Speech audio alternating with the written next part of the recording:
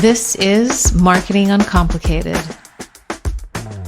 Today I'm joined by Eric Huberman, founder and CEO of Hawke Media, funding partner of Hawke Ventures, and author of the Hawke Method.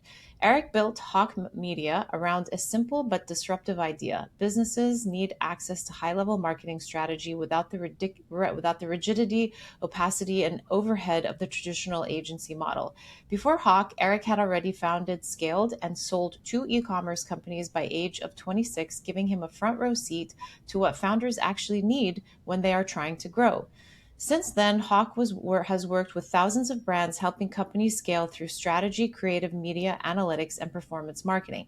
But what makes this conversation especially relevant right now is that Eric is sitting at the intersection of three major shifts: marketing accountability, AI-driven decision making, and the future of how brands grow.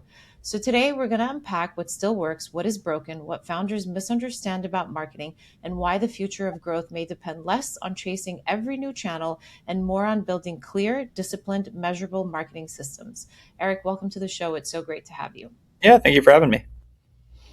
So you built Hawke Media because you saw something broken in the traditional agency model. What was the problem you were trying to solve? Yeah, I mean, it was pretty simple. If you talk to any entrepreneur on the planet, they have had a bad experience with an agency. And to me, that is crazy. There's 90,000 marketing agencies in the US, and I would say from experience, about 99% of them are full of shit. And the few that are any good tend to get really expensive, only want to work with Fortune 2000, move up market. And so what you end up is with, if you're a small or medium business, a growth stage company, you end up in this sea of muck to try to find that diamond in the rough or that agency that no one's heard of that's actually really good. And they're very few and far between. It's finding a needle in a haystack. And I, in the original nascence of the company, looked at that and went, why can't there be an agency that's the best at what they do and easy to work with? And that's how we started, and realized that the third part of that is to be well known for it, because you have to actually build visibility. And so thankfully, over the past 12 years, we've drank our own punch. We've built a big brand, and we've had the ability of sticking to that principle of be the best at what we do and easy to work with. I love it. So when you look at the marketing industry today, what do you think still feels unnecessarily complicated? All of it. I actually find marketing to be pretty simple. And I think people seem to default to speaking in jargon and making things complicated to make themselves feel, better, feed their ego, whatever it is. And I've always default the other way, where I'm very comfortable explaining things simply on how we're doing in marketing and being like, listen, you can go do it. It's a lot of work too. And I know we provide value here. So I've never found that was a pull. But for someone that's not very good at what they do, they want to make it sound very complicated so that nobody's going to, they can pull the veil over. And so I think you run into that a lot. There's a huge shiny object problem too, where there's constantly new things falling into the marketing space, new ad channels, new platforms, new tools, et cetera. And what's always funny to me is someone will say well, do we need to get on TikTok Shop? Which, by the way, is an excellent channel right now. And I go, you know what the new top two advertising channels are right now for brands? Top two. It's Google and Meta. You know what they were 10 years ago? Google, Meta. So yes, while it feels things are changing really fast, they're not changing that fast. You're getting introduced new distractions and potentially new channels, but also the first mover advantage is a total fallacy. The idea that you have to be the first one to jump on a platform, I'd say it's the opposite. Let people go break it, try it out, learn from it, and see what they do right. It's the same. I actually think that first mover advantage is a fallacy overall. You look at almost any industry, the first mover is not the one that's successful. They break a bunch of things, people learn from their mistakes, and then actually do something the right way. Take Friendster, MySpace, and then Meta as an example. Yeah, no, I appreciate that, and thank you, because it is daunting, and I don't care whether you're in an enterprise company or you're in a startup company. There is a lot of crap out there, and I've worked on both sides, internal, and it is just horrible. I mean, to hear the BS that comes out of it consistently, Yep. and it really creates this feeling for founders and folks that do engage with third party vendors. It feels like a black box, and what I often say is that they're not even just a deer caught in a headlight, they're blind completely in terms of how to navigate everything. And now with the implosion of AI, I mean, AI has always existed for us marketers in terms of the tools that we've used, but it's just gotten louder. And all of a sudden you set up shop and you register your company and you're being bombarded by a ton of people thinking that they can 10x your business, right? Yeah. So Yep. it's awful. Yeah, we see it all the time. We like even when we're talking to brands because we bring a lot of brands on to work with, and they'll be like, "Well, we're talking to this other agency," and I'll go look them up. I'll be like, "Why?" Yeah. Like they haven't been able to grow their company. They have nothing to show any quality work. But you like them. You answered an email. Like, what exactly is going through your head? Because like these people, and it's fair, but they don't know how to hire an agency. So they're just like, hey, we talked to this person. It's the same way a lot of people hire a lot of things. You're a real estate agent. You're a plumber. It's like my friend told me I should talk to him. Like, okay, are they any good? I don't know. Yeah. And I think from the founder side, there's almost a desperation to get to market, whether, they're just about to launch or whether they're a legacy company that has a new product or service and they're about to get to market. And it's this just growth mindset that has been happening for so long. And then it's like, well, let's just get it out. And I'm in Yeah, agreement with the 80, 100% rule, because you're never going to get to 100%. So get out to market. But have you really done the foundational work before you get out there? And it's not the fact that marketing isn't measurable. It's that, to your point, TikTok might be a great channel, but does TikTok actually work for you? yeah, Is TikTok where you're going to find your clients? And the case study that I love that I keep telling everyone about is Liquid Death. They didn't have a budget, a crazy budget, but they went in very front of well. their audience, right? Yeah. And Well, it's consistent. I mean, shall we say this? I mean, I don't like this drink, but Red Bull brought back field marketers. yeah. That was something that was done Well, in the 50s, knock on the on door. that subject, we are launching. This is the first time we're saying it publicly. We're going to be launching a bunch of series of billboards for Hawke Media. Like we started as a digital agency. Why billboards? Why? Because I'm going to get 7 million impressions in the next month for it. And in our Yes. hometown, where thankfully LA is a great place to be for business, like there's just so much. What's old is new, and that's why like even with the AI hype, it's like we get hit up a lot for GEO now and AEO, like optimizing, which we have a great team for. We're really good at. And they're like, well, do you think we can build our company off this? I'm like, no. GEO right now is about 15% of SEO. Can you build your company off SEO? No, Yeah. because most can't. Well, great, because this is 15% of that. So is it a good trend to get on top of if you're a bigger business or even a medium-sized business that's like, hey, we got to start covering all these bases? Like we do a ton on GEO for us. There's an opportunity for sure. And part of it is also like it's gamified, right? Or gameable, I should say, right now that you can do a lot. But like at the end of the day, none of these are going to be the silver bullet that just makes your company. It's very rare. And the problem is, I think people speak in these anecdotes of like that one company. Like Liquid Death's a funny example too. The founders of that I know forever, and I worked at the incubator that incubated them before I started Hawke. So they called me and said, "Hey, we're starting a water company. We want you to invest 5 million valuation. You got to put money in." I was like, "What's it called?" They're like, "Liquid Death." I'm like, "Death water." You guys are fucking idiots. I'm not investing in that. So I like saying that because like I'm not always right either, and I like calling a spade a spade. Still very close friends with them. Their CMO's wife has actually been our client for like 12 years. Um, Amazing. and so, yeah, a lot of small world stuff with them. They've done an incredible job. And to your point, they've done it through, I wouldn't even say channel marketing is what's made it for them. It's not about Meta or Google. It's about great creative, great brand alignment, great collaboration, their partnership with Live Nation. Like they've done so many things right. Even their investor, Peter Pham, one of their best investors, or their top investors, just running around with a backpack full of Liquid Death everywhere. Like every time he's at a Yeah. party, always at a party, he's got Liquid Death on him. These small things actually go a long way. Oh, 100%. I mean, it's meeting your customer in the time that they can use your product or service right there and then. Yep. So it's not that marketing doesn't work. It's just that marketing has gotten so loud, and media Yes. is just destroying it for agencies like yours, in the sense of, I think it was like New York Magazine or the New Yorker that wrote an article and said the headline was SEO is dead, and the guy that wrote it didn't even have a marketing background, and that's Yeah. what happens, right? And But then that lands on that's never somebody's been plate, different. and That's not new. Like I remember when I started oh, Hawke of this course not. 12 and a half years ago, they said email marketing's dead. Yeah, And print's been dying since I was at the New York yeah, Times, right? yeah, And print is exactly. still around. Yeah, So, yeah. yeah. So And it's you just had, they get rewarded for grandiose statements. That's the problem. yeah, That's a whole yes, different conversation on media, the issue with media right it's now. But yeah, clickbait. Yeah, yeah, exactly. yeah. So you founded and scaled and sold two e-commerce companies Mhm. before starting Hawke. What did actually building those companies teach you that agency people sometimes miss? Oh, great question. So the first one was a t-shirt subscription. Actually, there was three. Just I didn't sell the first one. I hired a CEO to run it for 3 years, and then we ended up shutting it down. So I built three different companies before Hawke. The first one, the biggest lesson was having a customer that has money is really important. It was an Yeah. online music company that was basically teaching independent artists the music business side of things and how to make money as a musician. Problem is, independent artists are a really tough customer. You know, if they spend $50 and aren't famous, they're out. And so this is from experience. So that was a huge lesson there was you have to have a customer that has the horsepower and the money to be able to pay for your product in in a consistent way. So that was number one. The t-shirt company was the second one, swag of the month that we sold. That actually hit a point where the unit economics were great. So we had good gross margins, we had great unit economics, and even in hindsight, but I understood why companies raise money at that point because we got to the point where we were shipping, thousands of shirts a month. We had raised no money. We were making great margin, but the cash dollar amount was not enough to go scale our team and do the things we needed to do.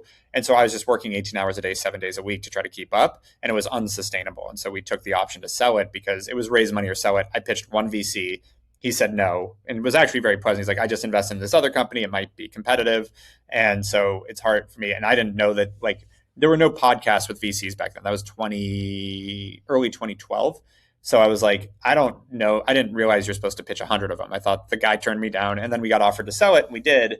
And that's when I joined Science, the incubator that also launched Liquid Death, helped them. They had just launched Dollar Shave Club, helped them with that, helped them with a bunch of other brands, and then jumped on a company to help them build an activewear brand, a women's activewear brand called Ellie. And the learning there was actually getting underwater. They decided actually against my wishes to vertically integrate the whole business and open a factory and do all these things. And it was like they just got a little too big for their britches. And it was also they were running it because they thought that would be better enterprise value. If you're vertically integrated, you'll get a better multiple versus like this is not the best decision for the company to keep growing the company right now. Like it's good for the outcome and investors, our board pushed it because they're like, but we want our multiple. And it was like, yeah, but like what we're doing is working and we should be doubling down on what's working right now, not throwing a whole new wrench in. And when we did that, it really crippled the company because it took out all our cash. So Yeah. these are the learnings I got, which I also figured out how to operate. Like on the marketing side, we did all the acquisition marketing and all the digital things that I do here. Like the playbook that I ran at Fame Wizard, then Swag of the Month, then Ellie, as it evolved, became my initial framework for Hawke Media and how I helped other people. So doing it on the ground was really that was why this took off so fast. Was we did end up selling Ellie and it did well, the activewear brand. And then everybody, I had a reputation in LA of you've built and sold 2 e-commerce companies. You probably know a little bit about this. And then I just took my playbook, used it for other companies, and it worked really well. They didn't make the same decisions we did on the supply chain side. So they didn't get underwater financially on that stuff. And they were, and it ended up really crushing it. So it was the initial few had seen my credibility and it worked. And then from there, we had the credibility of all our clients were crushing it. We became that go-to.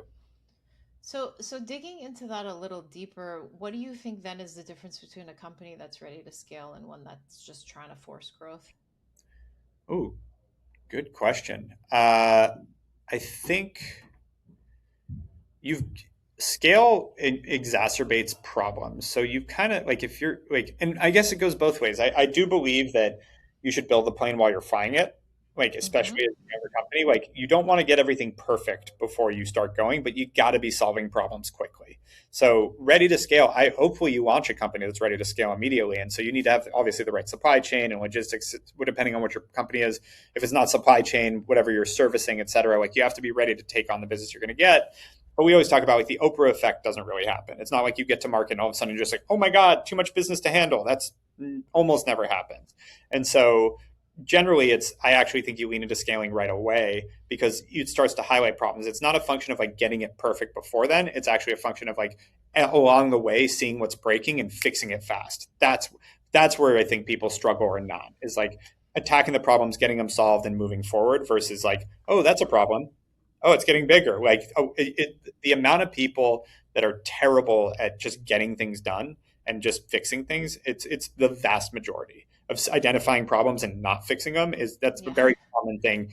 CEO down. So it's you knew you had this problem, you let it grow, again, let's take gross margin as the example because you need to have a decent gross margin to grow a business. Sorry, that's table stakes. And a lot of people be well, we're starting, our gross margin's not there yet, but as we get to scale, it will be. They think it just happens as opposed to renegotiating with your suppliers, renegotiating your fulfillment, all that stuff. These are things you have to constantly be on to make that happen. Nothing just happens in a business. I want to talk about marketing as a system. Because I constantly try to, uncomplicate, this for business owners is that Yeah. marketing isn't just, as you know, one campaign, one platform, or one magic channel. Talk to me a little bit about how you build out and explain marketing as a system. Yeah, we have a best-selling book on it that's taught at a bunch of MBA programs called the Hawke Method. It's we talk about the three principles of marketing: awareness, nurturing, and trust. So awareness, how do you let people know that your company exists, whether it's advertising, PR, word of mouth, all the different things that let new potential customers know you exist. Nurturing is what do you do when you get those new potential customers' attention to actually nurture them along to become a customer and then stay a customer. Things like email marketing, SMS marketing, retargeting, content, all the things that bring them back and engage them again. And then trust, synonymous with brand. So before you've built a brand for yourself, it's really third party validation. So it's testimonials, reviews, PR, again, influencer marketing, endorsements, et cetera. And then from there, as you start to deliver things consistently and get known for certain things, your brand starts to take the lead. You still probably need both, but over time, I don't need someone to tell me what Coca Cola tastes like. They've been consistent. I know they've got their brand. I know that McDonald's is going to be fast and probably unhealthy. Like these are again good or bad, it becomes your brand, and that's where the trust comes from. So if you want to shift that, you go back to trying to bring in third parties and getting that shift, but it takes a lot. So, in that, where do you find that companies mostly have the weakest link? Is it awareness, nurturing, conversion, Yeah, retention? nurturing generally. I think it's gotten better because, frankly, the past 4 years, marketing's gotten so much more expensive. People have focused more on that nurturing part. But I think people intuitively understand awareness. Like, we need to get people to talk about us. We need to get our name out there. We need to spend money on advertising. Like, those are things most business owners default to as marketing. It's just a lot of people, the biggest thing I see people miss is the idea of a sales cycle or consideration period. Like when I say it now, everyone's gonna, anyone listening is probably like, of course, like it takes time from when someone sees my brand to when they buy. We all know that. But then they go look at their marketing and they look at it. How much did I spend today? How much did I make today? How much did I spend this week? How much did I make this week? This month? How much did I spend this month? How much did I make this month? But if we know, like I know that the stats, like the average sales cycle is between 3 weeks and 3 months, but let's just say a round out, like a real general average is a month. So if I know it takes a month from when someone sees my ad to when they buy, measuring the way I just said is a complete fallacy because what I spend today, the half life of that doesn't come true for a month. So I'll see half of the performance of today's ads a month from now. So you have to measure it that way. You have to look at it that way. And also understand, like, beyond that, which is why it's nurturing, during that period, it takes them a month from when they see me to when they buy. I better stay in touch with them or they're just going to forget. And so it's those kind of things that don't seem to be as intuitive for people. That you have to stay in front of people. You hear the impression count thing, which is common, but like you need 7 impressions or 22 impressions, pick a number these days. But it's not just about impressions, it's actually about like making them aware and then bringing them through a funnel of some kind. I don't mean it necessarily has to be built out like a quick funnels type thing, but at least keeping in touch with them and get re-engaging them and showing them different reasons that they should become a customer and introducing trust, because 75% of people are not early adopters. They want to figure out if they can trust you. 25% of people will just buy because it hits a note and they're like, great, sounds good, they'll buy. 75% of people want social proof, want some sort of third party validation, want to know why they can trust you before they buy something. So, if we dig into, the analytics portions of things, how would you diagnose whether, and this could be dependent on, industry, company, offer, but digging in to diagnose the issue, whether it's audience, the message, the offer. I mean, what has really been the through line when you've dug in? Creative, the channel? The through line of what makes them successful, you're saying? Yes. Great product. Like I hate to be so cheap in the answer, but it's like at the end of the day, if people get your product and love it and talk about it, it is really easy to build a marketing campaign around it. If they don't, it's almost impossible. And it is that we call it the K factor or the viral coefficient. How many people buy your product, or when someone buys your product, how many more people do they bring to you? Is that point two? Is that one? Is that five? That's where you have the viral aspect too. And the bigger that number, which frankly is the higher the satisfaction with your product and the more people want to socialize it, the better. And Yeah. so, that's because if you have to buy every customer, it's really expensive. If I can buy one customer and five come with them, now you're having something very sustainable. No, absolutely. I want to dive in into the Hawke Method. So, the book that you wrote, this simplifies marketing into the core principles. Why did you feel marketing needed that kind of framework that didn't exist Yeah. before? A lot of how we touched on before is like this, people overcomplicate it. They make it sound so crazy and it's always changing, da da da, with marketing. And I was like, this was 6 years into Hawke, and so 6 years into Hawke, it's say 15 or no, I'm trying to think, 12 years into my marketing career, so to speak, and grow, entrepreneurial career. I had realized that I basically was running through the same audit and the same sort of SWOT analysis over and over again to just do an initial pass of like, how's a company doing on marketing and where are the opportunities. And so I was doing it for my own company. I was doing it for other companies constantly, tens of thousands of companies that we talk to all the time. And so I was approached by a friend that ran a book marketing agency. It's like, why haven't you written a book? And longer story, but I had written a book. I just didn't like it, so I never published it. And so I was like, and he's like, well, and I was like, yeah. And I told him that story, and he's like, well, what would you write now? And I was like, I have this framework. I do a lot of public speaking on it. We use it in our company. We should probably systematize it and like, actually memorialize it in a book. Makes sense. And he taught me a great trick on how to write and was off to the races. I love that. It's always useful to know people that are in the book industry because not all of us are writers, but we have amazing methods that we want to put out there. Well, this is Um, the hack because I don't mind sharing it. It was get on Zoom. Or yeah, first, write an outline. Write your outline of. I had a 15 chapter book. Write the outline, including the outline per chapter. What do you want to include in, et cetera. Then get on Zoom, record yourself, and just talk through for 30 minutes that topic using the outline. And I love each that. chapter is about 30 minutes. Record it. At this time, ChatGPT wasn't there yet, so we sent it to a person in the Philippines to transcribe it. They sent it back. My partner edited it. Then he sent it to me. I edited it. Then we sent it to a publisher. They edited it, and I had a book. So writing the book was actually 7.5 hours of recording on Zoom, plus let's say a couple hours of writing an outline, because it was also stuff I already knew. And part of what I did was I put a note like, hey, there's a source, like the data point I just said, 75% of people won't buy from a company they don't inherently trust. I knew that data point was from an Edelman study. So I said, hey, can you go find the study so we can quote it and, make sure to give credit where credit's due. And so I'd say that throughout all the sources and all the things. I knew a lot of them, but they'd go back me up with other additional sources. So that was done by a partner. I was able to focus on just getting it done. We got it done pretty quick and then went through the whole publishing process, which that publishing and marketing was the hard part of a book, not writing it. Yes, absolutely.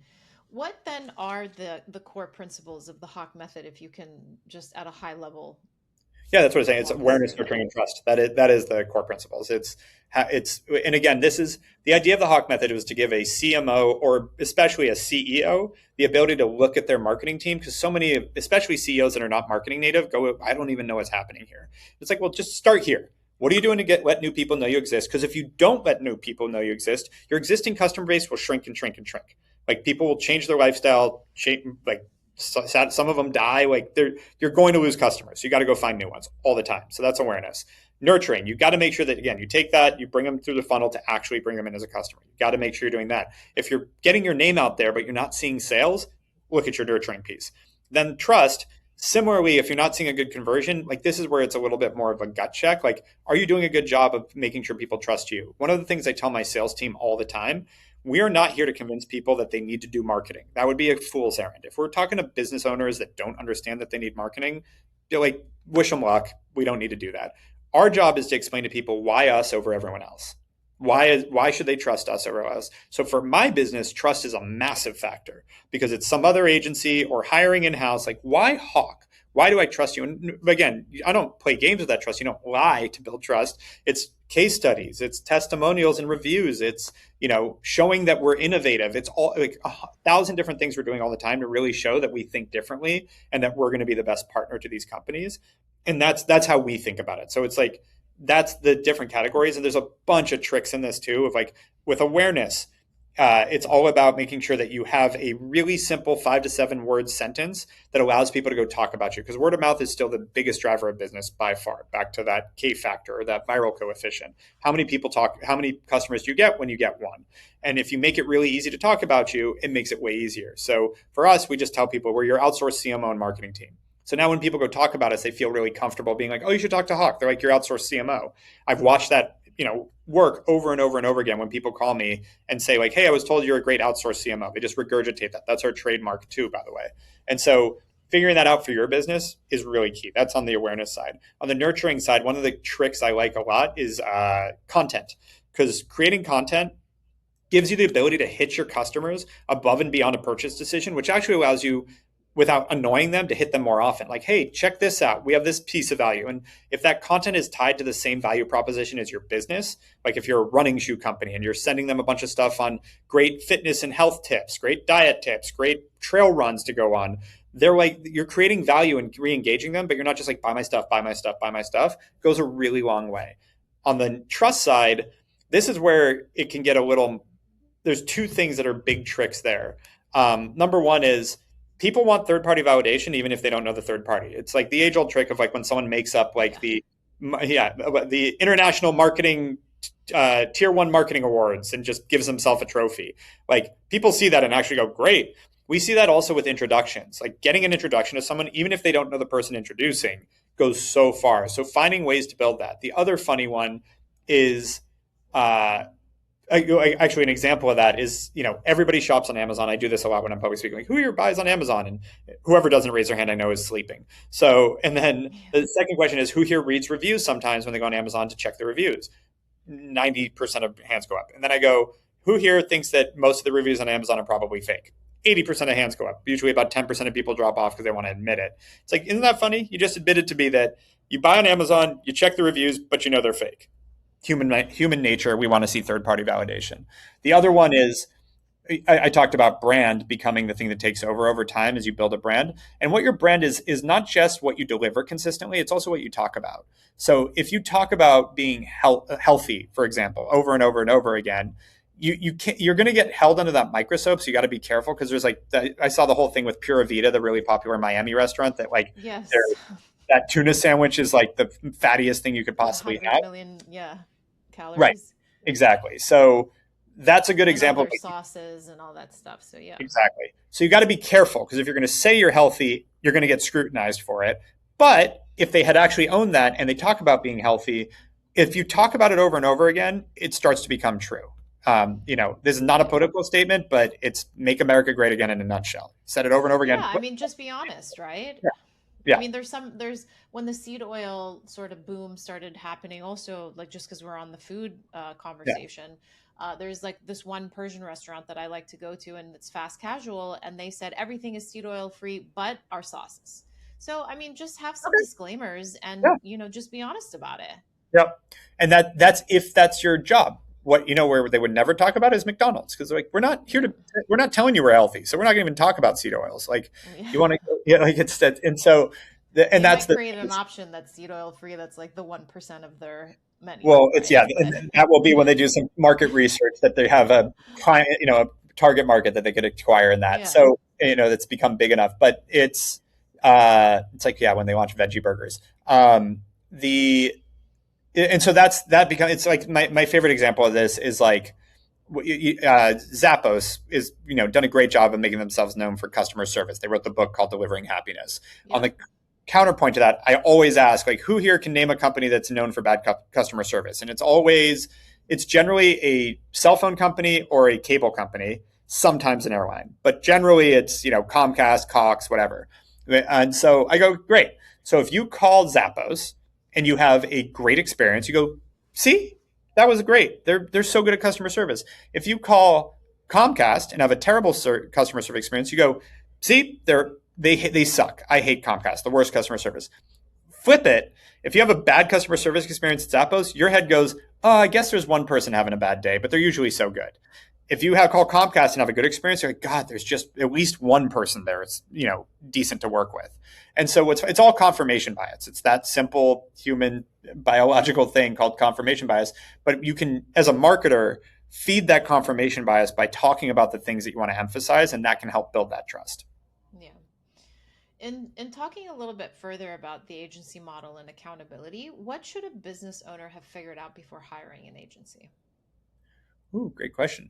I'd say it depends. I mean, I personally think you shouldn't hire anyone till you can spend $10,000 a month on marketing all in. Don't hire an internal person. Don't hire an external person. So as a founder, I truly believe if you can't get your business to doing, six figures in revenue just by being scrappy and whatever your product is, selling it out of your trunk or finding that first partnership or just getting going, you probably aren't going to get very far. Like you really like the learnings of being on the ground in the weeds, like walking up to a customer and handing them your product, and just that hand-to-hand combat is so valuable for a founder to understand it.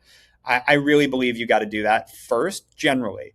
That being said, there are definitely founders that is far from their superpower. And I do believe that, some people create incredible products and really just need someone there from the beginning. So it just depends on who you are.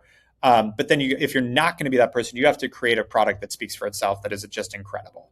And so if it's not that sort of customer research that happens when you go out and sell it, I think is really important. And listen, even if you are an introvert, maybe that won't get you to the six-figure revenue initially, but at least get out there and do it anyways so you can learn about your customer.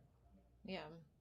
So then how do you create accountability without reducing marketing to like short-term panic metrics? Yeah, great question. I think it's just laying out a reasonable roadmap of what it should look like. It's talking about things like sales cycles. So, like, if I launch Yeah. ads today and your sales cycle is a month, I won't know the efficacy of today's ad for a month. So, you have to kind of let it play out for another month, meaning 2 full months, before you see the full results of month one during the full month two. Then you optimize because you learned these worked, these didn't, and you watch. And again, this is where you can be in the weeds and be like, these 5 ads are going great. These ones are a waste of money. If we had just run these 5 ads, this is what the efficacy would be. And you start to see the trends of like, hey, this is how it's improving. And so you can keep a pulse on it and understand this stuff. And this is what I challenge my team to do. And I honestly annoys me about most agencies is like, again, none of this is hard to understand for most people. They just need to be, it needs to be explained properly. It's like, hey, there's a sales cycle. It's going to take time. What I hate, almost all marketers love to say, it just takes time. Why does it take time? Just explain that. Like, it's actually a very simple explanation. But then, because I've been on the entrepreneur side where it's like, it's only been 3 months. Yeah, okay, 3 months is a long time. Why isn't it done? Like, what do you mean? Why isn't it done today? Like that kind of thing. And so Yeah. we see it a lot with people being gung shy about scaling their ad spend, et cetera. And we try to push people a little bit and say, hey, this is working well. These are the benchmarks. And that's a big one. We built our system called Hawke AI that we have the benchmarks on like 6,000 companies, marketing, media, and revenue data. So we can actually see like, here's how you're performing. Here's how everyone else in the market's performing. You're outpacing the market. It's all good. You just have to stick with it. And if your product's decent, it should start to catch on. This is in the early days. Once you have traction, it gets very different. And then from there, I think that marketing gets drilled down to a science a bit too much these days. And there's still such an art to it. And going back to running billboards, I have no idea. Like maybe some of them will tell me we saw your billboard, but like I just know that like if I'm going to go get 7 million impressions around LA, it's going to be good for business. Like, and it's going to make sense. And I also kind of like this is probably scary to a lot of entrepreneurs, but I also a lot of times take a tact of like if this doesn't build my business is screwed anyways. Like I've definitely taken leaps of like if I go to a room with 500 CEOs that are looking for marketing help and I can't leave there with a few customers, I don't have a business. I'm not going to be successful. So I might as well take the, stab at trying to go there and doing it and see what happens. And again, some rooms are better than others, so to speak, but I'm talking about like if I'm flying around going to different events, if I can't go to a bunch of events, come back and actually have business to show for it, then there's not a demand for my business and I've got a bigger problem. Mm, I like that. It's a, that's a good statement. So I want to segue into what you just mentioned, the Hawke AI piece, which, processes data across thousands of brands and media spend. I have two questions. What patterns do you see across brands that are growing efficiently? And then the Yeah. patterns that you see across brands that are wasting money? Yep. The biggest thing I see, so a company not growing is a very painful company to run. Growth solves a lot, revenue growth. And so the companies I see growing are constantly adding and doing more and more. And it's something we're really trying to change sort of the culture and tone here for our clients. When I say change, we've taken direction from our clients on their desire to grow a lot more than I prefer. I'm trying to now be the partner that's like, you're going to grow. You work with me, you're growing. Like, we're not here to maintain. And because it becomes a very painful thing to run. And I see now that that's where that came from is the data shows me like, if you're not continuously adding to your marketing budget and slowly, methodically growing everything, adding new channels. And I don't mean like just spending more money. I also mean like we're going to add a new referral partner. We're going to do a new activation here. Like doing the same thing over and over again and expecting a different result is, definition of insanity, but also just a huge fallacy in marketing where it's like, we'll get people that, hey, we haven't grown in the past year. It's like, you're spending the same amount you spent last year. We optimized it in the beginning. It worked. And we've now maintained and done nothing new. No shit. And so that's something that I see very consistently. And people are gun shy because, again, if you ramp up your ad spend, this is actually where, let's just use that as the example. You ramp up, let's say you're spending $5,000 a day on meta marketing and you increase it to 10. Now we go back to sales cycle. It takes a month to see the efficacy of that. So what happens? Let's say your 5,000 is making 25,000 and you're making 25 grand a day because you've been spending 5 grand and it's pretty consistent because it's just been happening for a while. And then you all of a sudden jump to 10,000. You're still going to be making 25, maybe 26 grand a day. So what happens? My ROAS, which literally there's a section in the book, ROAS is BS, now goes from 5 to 2.6 or 2.5. And you go, oh my God, we just cut our efficacy in half. We're just wasting money. And 3 days later, you cut it off. This happens a lot because you're not seeing the results. Well, it's not instant. You kind of have to commit and commit for a while because also when I say it's a month sales cycle, that's a half-life. So you only see half the performance then. The rest takes a long time. So you kind of have to have a little bit of courage to jump in again. No, if this doesn't work, I have a problem in my business, not my marketing. Because that's the part that we see a lot is people love to scapegoat marketing is the reason business isn't working. It's like, well, we showed your company to millions of people. We then did all the best practices to bring them along. A lot of people bought the product and then never bought again. I promise you the problem is not marketing. Yes, never. Yeah. And listen, there's a lot of bad marketers out there. I know, and it's never is a strong word to use, but a majority of the time it's not marketing. Right. So what is your view then on the difference between being data driven and being data obsessed? Ooh, I didn't think that's where you're going. I think data driven is very positive as a pulse on things, not gospel, which is where data obsessed comes in. Back to the example, if I'm looking at my daily marketing performance, those numbers are going to fluctuate. By the way, as a founder, I get it. We had a slow July. I've been in business for 13 years, profitable all the way through. We have no investors. And July was slow on the sales side. The rest of the business is doing great. Sales was slow. And I start obsessing over everything. And what's the real reason? To be blunt, hopefully my team doesn't hear me because I don't want to give them the leash. But it's July. Founders are on vacation. People aren't making decisions. Like it's just part of it. But what happened last July? Similar thing. But and so but like at the end of the day, you're still looking at like how much should we spend, how much should we make, all this stuff that you're trying to manage your business. And there's a point where you make bad decisions because you become short-sighted. You're acting out of fear versus abundance. And I think that scarcity mindset is a very dangerous thing in a business because you're not going to save your way to success. And you've got to kind of take swings and you've got to try things. And I'm saying this is something I truly have always believed. And I know how hard it is to do that. And it's something I have to remind myself of too. But you can get so obsessed in the data that you end up cutting off your nose to spite your face all over the place because the data, like the example I give is everybody loves to talk about attribution. It's my least favorite thing. And all these CMOs still try to do it because they're trying to justify to the CFO what they're spending. And so they give Meta 30%. It's getting harder though, It doesn't exist. Because if someone clicks a Meta ad, clicks a Google ad, clicks an email, and then buys, what do you attribute to 3 of those? 100, 100, and 100. It took all 3. It's not 30%, 30%, 40%. And that's what they always try to play with attribution. It's more like that was the journey, and that journey was what was required for that customer. And so then you have to decide, does it make sense to spend all that money and all that effort that you did for those 3 channels? Does that pencil? And if it doesn't, okay, what do you need to do? Do you need to charge more for your product? Again, this goes back to if your product doesn't have a high enough demand and it's not compelling enough, well, you're going to have a tough time building it in general. Yeah. So switching over a little bit to the new rules of brand building, in a moment now where everyone is chasing performance and automation and the BS that's happening with attribution and AI, where do you think brand fits into all of that? I think it's going to be much more important because with AI, I think trust is going to become critical. And that's why I think experiential and real life engagement with business is huge. We're throwing our annual summit on the Santa Monica Pier this year. It's going to be like 1,500 people. Like being in person as what, again, traditionally a digital agency is becoming so much more important to build that trust because you don't trust what you see on the internet. And thank God.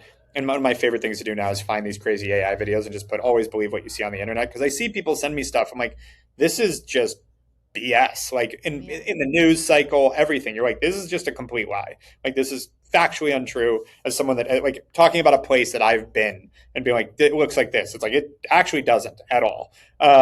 And so I see that, and it's causing people to go like, well, how do I trust? And brand is trust. That's what it is. So you're building your brand so that people know that they can rely on you, that they can trust you.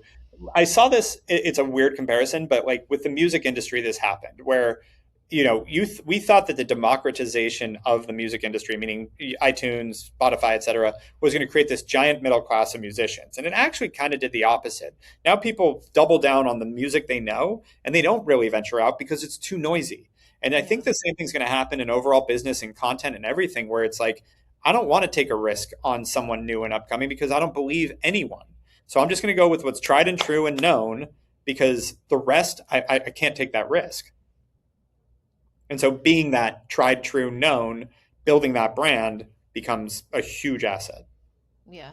No, that's a really good analogy on the music industry. So then what is the balance between performance marketing and long-term brand equity? Great.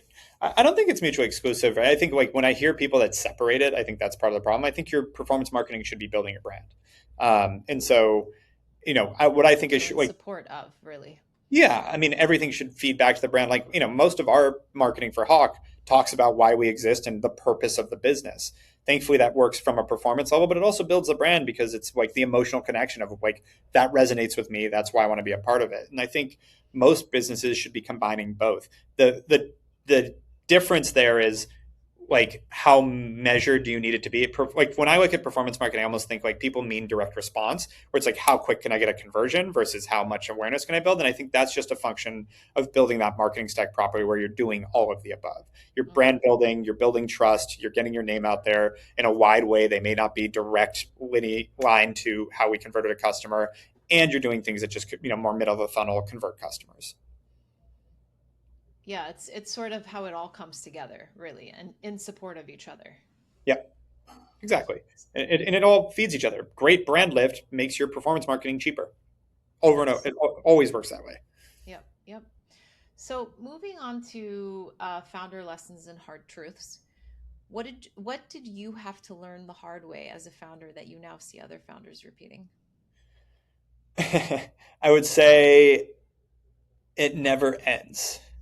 So everybody I think when you get into entrepreneurship, you think, oh, just once I solve this, then it'll just be easy. And once I solve that, and I think once you can come to terms with like you're in the fight until you're not, I think it's a lot easier to deal with because there's always something, especially as you're growing and you're trying to build and breaking things. Like there's, as in the early days, it's how we're going to make payroll, how are we going to, get that first customer, how are we going to sustain, how are we going to raise the money we need.